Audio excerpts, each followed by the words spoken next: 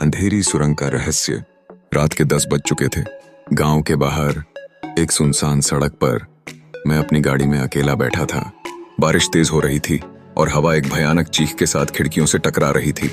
मुझे शहर जाना था, लेकिन एक भूस्खलन के कारण रास्ता बंद हो गया था। मेरे पास सुरंग से जाने के अलावा कोई विकल्प नहीं था। मैंने सुना था कि यह सुरंग शापित है। कहा जाता था कि इसमें भूत और आत्माएं भटकती हैं और जो भी इसमें प्रवेश करता है वो कभी वापस नहीं लौटता।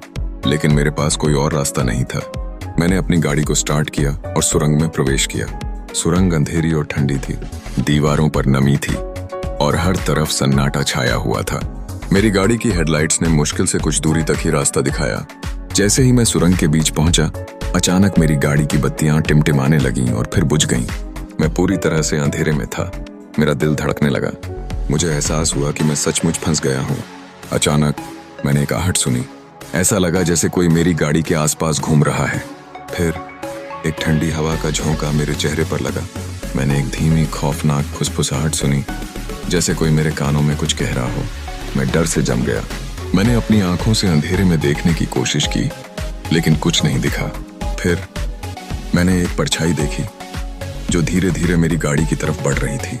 परछाई एक लंबा दुबला पतला आकार ले रही थी, जिसके हाथ और पैर लंबे और पतले थे। मैंने चीखने की कोशिश की, लेकिन मेरी आवाज गले में ही अटक गई। परछाई मेरी गाड़ी के करीब आई और मैंने एक बदबूदार गंध महसूस की। फिर मैंने देखा कि परछाई का चेहरा मेरी खिड़की पर आ गया। उसकी आंखें लाल थीं और उसके होंठ एक भयानक मुस्कान में खिंचे हुए थे। मैं अपनी सीट पर पीछे की ओर खिसक गया।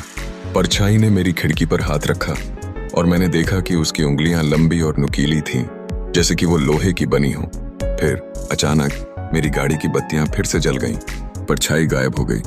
मैं तुरंत अपनी गाड़ी से बाहर निकला और भागने लगा। मैं सुरंग से बाहर निकल गया और कभी पीछे मुड़कर नहीं देखा।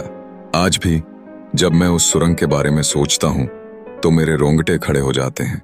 मैं कभी नहीं भूल सकता कि मैंने उस रात क्या देखा था, और मुझे डर है कि वह परछाई अभी भी उस सुरंग में इंतजार कर रही है, अगले शिकार का इंतजार कर रही है।